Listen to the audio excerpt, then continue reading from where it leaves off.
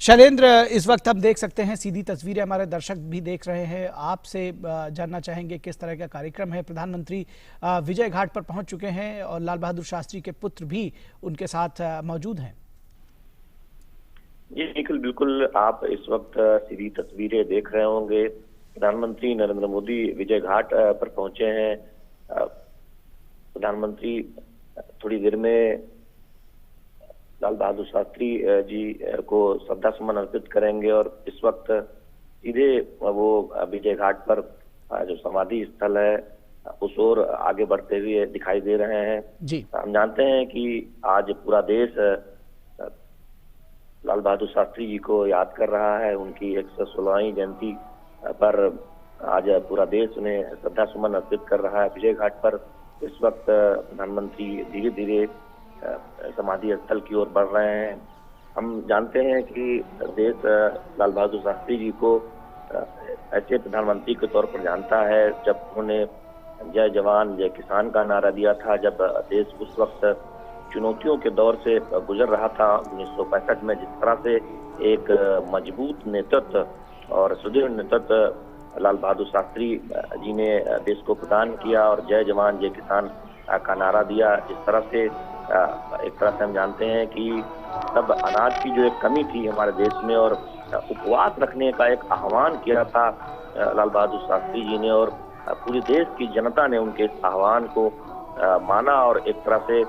सादगी पूर्ण व्यक्तित्व के एक प्रतीक के तौर पर लाल बहादुर शास्त्री जी को जाना जाता रहा है। और जिस तरह से देश की जनता उनके विचारों, उनके जीवन को एक तरह से उसका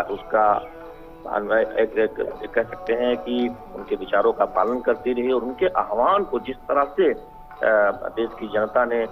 उसका पालन किया वो अपने आप में अभूतपूर्व है। लाल बहादुर शास्त्री हमेशा ये कहा करते थे कि दरअसल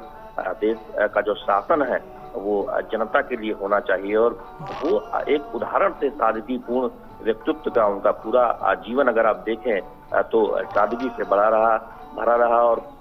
गांधी जी के एक अनुयायी के तौर पर, गांधीवादी नेता के तौर पर जिस तरह से पंडित नेहरू के निधन के बाद उन्होंने देश की बागडोर संभाली, देश को एक मजबूत नेतृत्व दिया, निश्चित तौर पर वो याद किया जाएगा। और हम जानते हैं कि देश में जब अनाज की कमी थी, किस तरह से हरित क्रांति को आगे बढ़ाने का काम लाल बहादुर शास्त्री जी के प्रधानमंत्री रहते हुए किया गया और अनाजों के मामले में भारत एक आत्मनिर्भर देश बना। उसमें लाल बहादुर शास्त्री जी के योगदान को कभी भुलाया नहीं जा सकता। इसके साथ ही साथ श्वेत क्रांति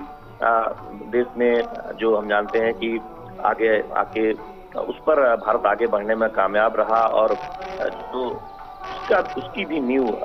लाल बहादुर शास्त्री जी के प्रधानमंत्री काल में रखी गई थी। तो एक तरह से कह सकते हैं कि सीमा को लेकर जो चिंताएं थी उसमें जिस तरह से एक सुदृढ़ और मजबूत नेतृत्व प्रधानमंत्री काल में लाल बहादुर शास्त्री जी के देश को मिला और साथ साथ जो दो बड़ी चिंताएं थी, अनाज की कमी उस वक्त भारत को सामना करना पड़ रहा था और दुग्ध क्रांति की एक जरूरत थी। तो ऐसे में उस ओर जिस तरह से भारत आगे बढ़ा तो निश्चित तौर पर लाल बहादुर शास्त्री जी के सुदृढ़ नेतृत्व और दूरदर्शी विचारों को एक तरह से याद किया जाएगा कि किस तरह से उन्होंने संकट काल में आगे आकर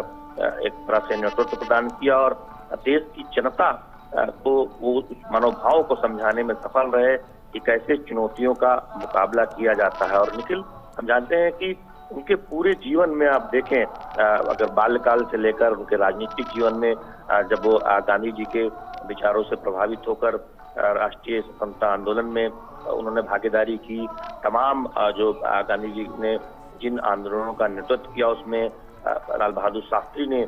जमकर भागीदारी की और जब कांग्रेस में वो अहम पदों पर रहे,